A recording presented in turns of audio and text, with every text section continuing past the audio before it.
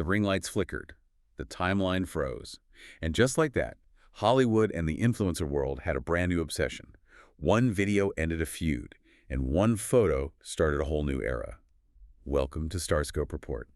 Join Jordan and Jamie as they uncover Hollywood drama, music industry shakeups, and viral influencer scandals. From red carpet surprises to social media controversies, we dive deep into the stories behind the fame. You know, the modern celebrity landscape operates on a very specific type of currency, and that's attention. Yeah. But controlling what kind of attention you receive, that's where the real power actually lies. Right, totally. And looking at our sources for this deep dive, we're talking Variety, TMZ, Us Weekly, CBS News. They all reveal this, fascinating timeline. We're essentially looking at a masterclass in narrative control from Alix Cooper, the architect behind the whole Call Her Daddy empire. Yeah, and that's really our mission for today's deep dive. We're going to break down what might genuinely be the ultimate pop culture chess move. I mean, we are talking about someone who literally built a multi-million-dollar brand on, absolute chaos and oversharing. Oh, exactly. The brand was built on being unfiltered. Right, and she suddenly finds herself in this incredibly explosive online feud.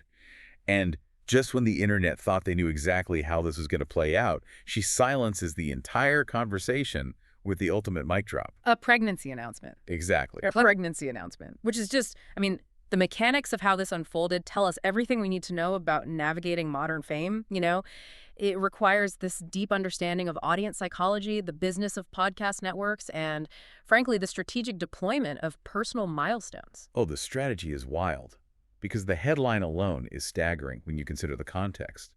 We have a creator known for these wild, explicit stories, making this sudden pivot from a bitter public rivalry to, a growing family. Right, the contrast is huge. And the scene itself is what caught my attention first.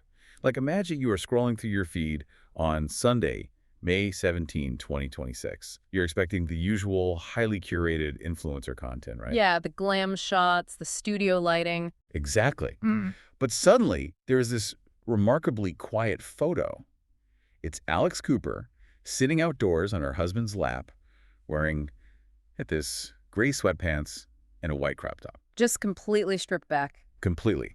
There's a serene mountain range in the background. She's holding up her phone for a mirror selfie, and she's completely obscuring his face in the process. And the caption is just 2 words and a white heart emoji, "Our family." See, the visual contrast to her usual brand is just so highly calculated. Cooper's 31 years old, and she's broadcasting this to over 7 million Instagram followers. Yeah, that's a massive audience to drop this on. Right. And historically, Call Her Daddy was built on this aesthetic of, late nights, explicit confessions, and just relentless drama. So by choosing this unpolished photo, she is signaling a profound shift. And she followed it up with that Instagram story, right? Oh, yeah, the candid story featuring Bag of Candy, where she joked that she was honestly happy she could finally stop trying to hide the bump. Which is so brilliant because it's so relatable. But, and I have to ask this, are we looking at this too innocently? What do you mean? Well, is this just a joyful, spontaneous, personal milestone, or is this like a weaponized PR strategy? It feels almost like she used this beautiful, undeniable life event as an impenetrable shield. A shield against the internet drama. Exactly. Drama that had been swallowing her brand whole. You cannot cancel someone who just announced they're bringing a new life into the world. That's a really sharp point. And the timing is, honestly, the most critical variable here. According to the timeline provided by industry insiders, this announcement instantly disrupted a highly toxic narrative. It was an immediate reset. Exactly. For weeks prior, the discourse surrounding her brand was entrenched in these podcast rivalries and accusations of mean girl behavior. But the moment that pregnancy photo drops, the entire conversation resets. Oh, totally. You had high-profile figures like Taylor Swift and Selena Gomez immediately flooding the comments with support. Right. The algorithm pivots instantly from who is fighting with who to celebrating the new chapter. It grounds the chaos. It just replaces controversy with universal goodwill. It's basically the digital equivalent of pulling a fire alarm to empty a burning building. Oh, I love that analogy. Yeah, the fire was the drama and she just needed everyone out of the room. But what exactly was the toxic drama she was trying to escape? If you're loving these Hollywood twists, make sure you subscribed, because wait till you hear the brutal TikTok call-out that happened just weeks prior. Yeah, because the pregnancy reveal cannot be fully understood without analyzing the massive digital storm that preceded it. The tension really originated within her own media conglomerate, the Unwell Yep, Network. right. We have to get into the Alix Earle situation. We do. And to understand the stakes here, you really have to look at the business structure. Alex Cooper is not just a podcaster anymore. She is a CEO. Yeah, she launched the Unwell Network to bring other creators under her umbrella. And one of those key creators was 25-year-old Alix Earle. Whose podcast, Hot Mess, was just a massive draw for the network. Massive. But then, last year, that business relationship fractured. Earle's podcast was dropped from the network.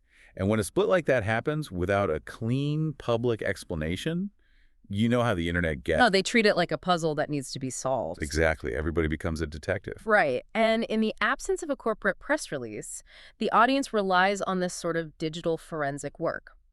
Now, Cooper had previously maintained that Earle was given back all of her IP, her intellectual property, and characterized the split as amicable. Which is huge because in the podcasting industry, owning your IP is the holy grail. It is.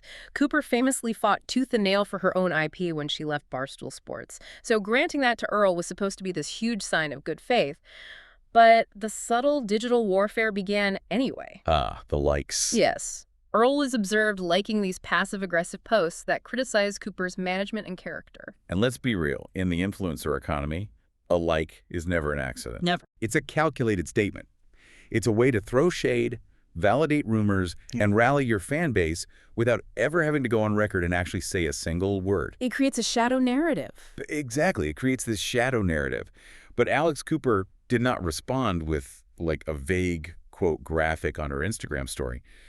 On April 13, she just snapped. She really did. She got on TikTok and delivered a response that felt completely out of character for a corporate CEO. The language she deployed in that video was a direct confrontation. It was designed to completely strip away the plausible deniability of social media likes. The delivery was chilling. I mean, she looks right into the camera and says, "Hey, girl, the passive-aggressive reposts and the likes and the commenting on things, I've got to call you out here." She didn't hold back at all. Not at all. She goes on, "You're going to need to get specific and just say what you've got to say about me. There's no NDA. No one is stopping you. Stop hiding behind other people and just say it yourself." Wow. By demanding direct confrontation, she completely shifts the power dynamic. She just removes that armor of passive aggression. And she went even further. She accused Alix of utilizing this fake drama to distract from her own entirely separate online controversies. Oh, right. She essentially said, "I know what happened behind the scenes, and so do you." And then she delivers the ultimate dismissal, stating that unless Alix actually had something of substance to say, she was out. She just declared the situation over. Which is fascinating because this escalation was occurring concurrently with these false rumors circulating online. The marriage rumors. Yeah, rumors that the ongoing drama was causing severe tension in Cooper's marriage. Now, sources vehemently denied those rumors to Us Weekly, but you can imagine the pressure on her public image was reaching a critical mass. And this is where I kind of struggle with the prevailing theory that this was a perfectly executed masterclass. Really? How so? Well, did she really quit the drama? Or did she just lose her temper, realize she had alienated a massive demographic of Gen Z listeners, and then rush to drop the baby news to clean up the mess? Oh, that's an interesting perspective. Because if you look at that TikTok, she sounds genuinely furious. It doesn't look like a calculated PR move. It looks like a creator who forgot she was a CEO for 3 minutes. She locked the door, threw a grenade in the room, and then realized, oh wow, I need a distraction. I mean, the anger in the video might be totally authentic, but the sequence of events points to a broader strategy regarding brand stability. We have to view this through the lens of her financial reality. A Spotify deal. Exactly. Cooper operates under a Spotify deal reportedly worth tens of millions of dollars running through 2027. Feuds are a double-edged sword. They get the clicks. They drive immediate traffic, yeah, and keep you at the top of the trending charts. But prolonged toxicity is radioactive to premium brand partners. Advertisers do not want to invest millions into a volatile creator embroiled in endless internet drama. That makes the timeline much more intriguing. So the TikTok video wasn't just venting, it was an excision. Precisely. She identified a long-term threat to her brand's viability. She addressed it with overwhelming force to neutralize the passive aggression, and then, before the internet could even dissect her reaction, she replaced the narrative entirely. Wow. The pregnancy announcement was the universally celebrated news that made her brand safe again. It is a ruthless way to handle a corporate dispute, but from a media strategy standpoint, it worked flawlessly. And that's not even the wildest part. Later in the deep dive, we'll talk about the intensely private man at the center of her new chapter and the shocking twist at their wedding nobody saw coming. Stay tuned and hit that subscribe button so you don't miss what's coming next. Right, because to fully comprehend how someone with such an intensely scrutinized public life manages these transitions, the focus has to shift to the architect working behind the scenes. We really have to examine Matt Kaplan. Yes, because from the absolute chaos of TikTok callouts and corporate podcast warfare, we transition to this quiet, highly protected fortress of her private life. The contrast is truly staggering. It is. So who is the man operating the levers behind the curtain? Matt Kaplan is a 42-year-old Hollywood heavyweight. His background is this really interesting blend of traditional athletics and modern media production.